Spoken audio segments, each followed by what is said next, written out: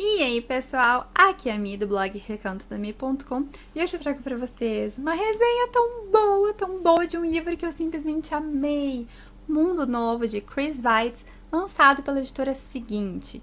Ele é uma distopia jovem adulta com muitas cenas de ação e violência. Então, fica a dica para as crianças e para os adolescentes que não curtem muito esse gênero, porque ele realmente tem uma pegada bem forte, bem violenta e muito reflexiva, que talvez os mais novos não consigam entender as críticas e o sarcasmo que o autor emprega no texto. Bom, sobre o que fala Mundo Novo, que na verdade é uma trilogia, é o primeiro volume, eu tô louca pra ler o segundo. Conta sobre uma doença, um vírus, uma epidemia que devastou a Terra. Todo mundo morreu, menos os adolescentes. Eu achei essa premissa fantástica, que eu fiquei pensando, imaginem um mundo pós-apocalíptico só de adolescentes, com seus humores variáveis, com seus hormônios em combustão, com a sua, às vezes, futilidade e sem muitas vezes saber o que fazer, sem regras e sem adulto para ficar no pé. Tipo, será que ia dar certo? Fiquei imaginando isso. Na história, a gente conhece o Jeff, o Jefferson e o Washington. Jefferson e Washington, olha só, né? Eles são irmãos e eles são fundadores da comunidade Washington Square.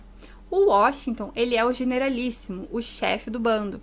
E eles têm orgulho de que na comunidade deles tem muito respeito, o pessoal ajuda uns aos outros, eles dividem todas as coisas que eles têm e quem não entra nos eixos acaba sendo convidado para se retirar.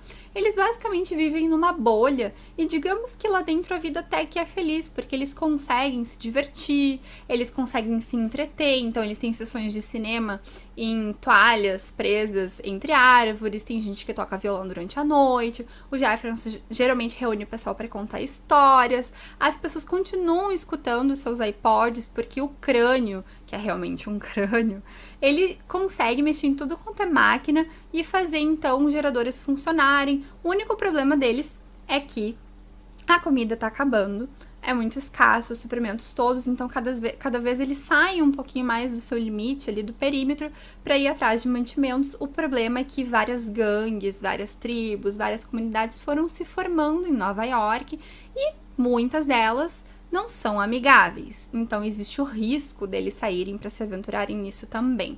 Qual é o problema? O problema é que quando as pessoas atingem 18 anos, elas morrem.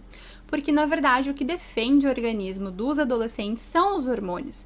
E quando esses hormônios começam a diminuir, eles ficam suscetíveis à doença. E é exatamente o que acontece com Washington, o irmão mais velho do Jefferson, que no aniversário dele de 18 anos ele morre. E ele pede no leito de morte dele para que o Jefferson e a dona, que é a melhor amiga deles desde criança, fuja, saia dali, porque ele acha que tudo vai virar um caos, que as pessoas não vão mais respeitar e que o Jefferson não vai ter condições de continuar liderando aquele bando. Mas o Jefferson ele não recua. Essa é uma grande oportunidade para ele conseguir amadurecer e conseguir testar os seus próprios limites, porque antes ele era assim muito inseguro, muito nerdzinho, nada contra, adoro, e isso foi uma coisa que eu gostei de termos um herói completamente nerd, inteligentíssimo, assim, como eu posso dizer, ele é romântico, a moda antiga, e ele é tão gente fina, gente. Ele, assim, ó, ele é muito querido, ele é aquelas pessoas, assim, honestas, que se preocupam com os outros, não tem nada daqueles que gostam de passar perna, de que se acham demais, não. O Jefferson é o oposto de tudo isso, então eu achei legal de termos ele como herói da história, que é algo tão diferente. Então, ele tá cansado de ver as pessoas que ele gosta morrerem, e ele não quer morrer, pelo menos não tão cedo. E o crânio resolve vir falar pra ele que acha que descobriu o porquê da doença e que também acha que tem condições de descobrir a cura, tipo um adolescente descobrir a cura de uma coisa que todos os cientistas do mundo não conseguiram desvendar, talvez um pouco prepotente, talvez, mas o crânio realmente conhecia sua real capacidade. E ele propõe uma missão para o Jefferson, para eles saírem em busca da cura.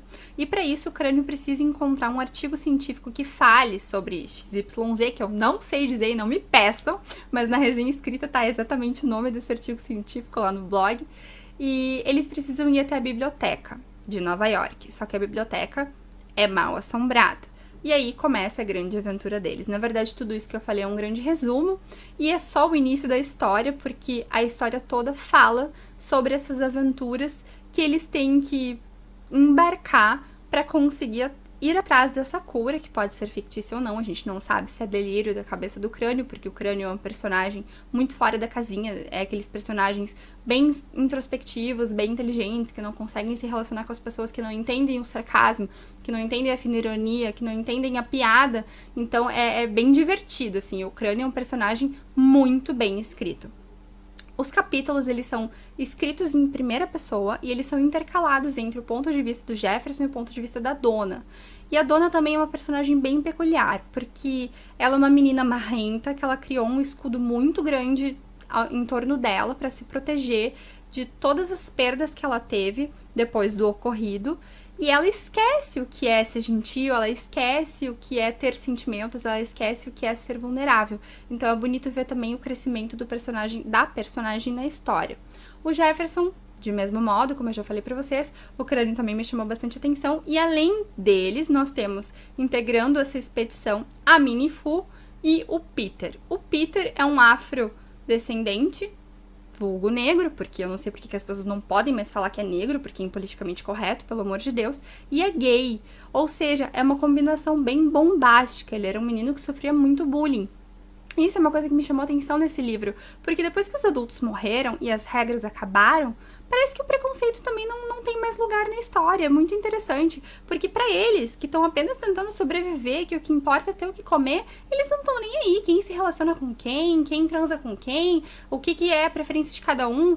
Tipo, façam o que quiser, sejam felizes, ajudem uns aos outros. Então as pessoas se vestem do jeito que querem e moram onde quiser, onde elas querem, e redecoram os apartamentos de acordo com as características de cada um. Então isso é bem legal, porque ao mesmo tempo parece que as pessoas são incluídas e a individualidade aflora e é mais valorizada. E isso eu fico pensando assim, poxa, mas será que são os adultos que destroem o mundo hoje?